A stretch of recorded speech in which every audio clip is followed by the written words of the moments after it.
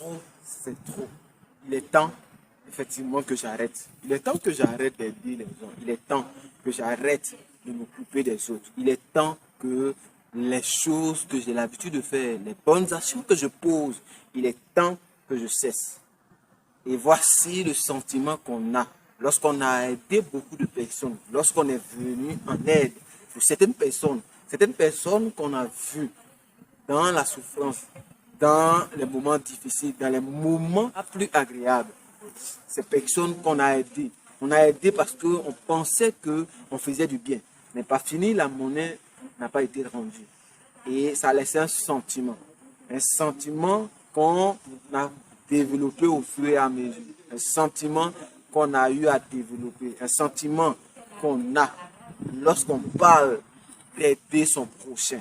Et te voici dans ce truc-là. Je te pose la question de savoir est-ce qu'il faut aider maintenant? Puisque j'ai aidé une fois et je n'ai pas eu même un simple merci. Vous savez, la vie a des lois. L'univers est régi de beaucoup de lois. L'une des lois, c'est la loi du karma.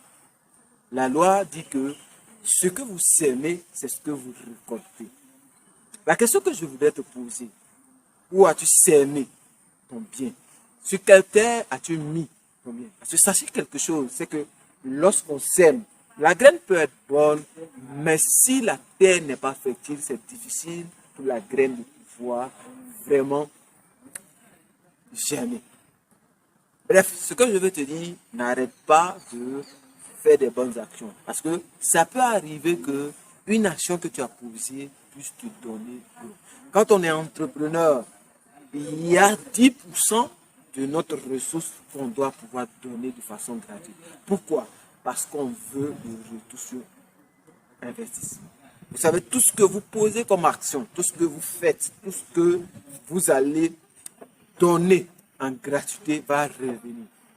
Soit sous forme d'argent, sous forme de recours, sous forme d'accompagnement. Vous allez voir des gens qui vont venir parce qu'ils aiment votre entreprise. Vous allez voir des partenaires, des bons partenaires qui vont vous aider. C'est pourquoi aujourd'hui, je voudrais t'encourager. Toi, peut-être que tu as eu l'habitude d'aider des gens et que tu n'as pas encore eu de retour. Les gens que tu les aides ne sont pas reconnaissants.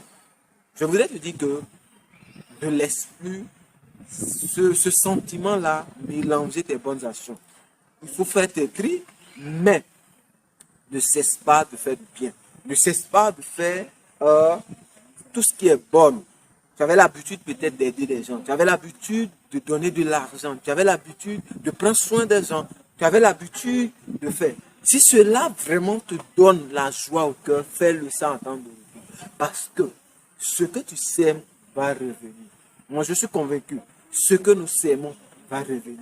C'est pourquoi vous allez voir les milliardaires, les grands hommes, les leaders, les entrepreneurs, lorsqu'ils commencent à gagner de l'argent, qu'est-ce qu'ils font? Ils vont créer une ONG, ils vont créer des associations pour accompagner. Vous pensez qu'ils font ça parce qu'ils ont trop d'argent? Vous pensez qu'ils font ça parce qu'ils n'ont rien à faire?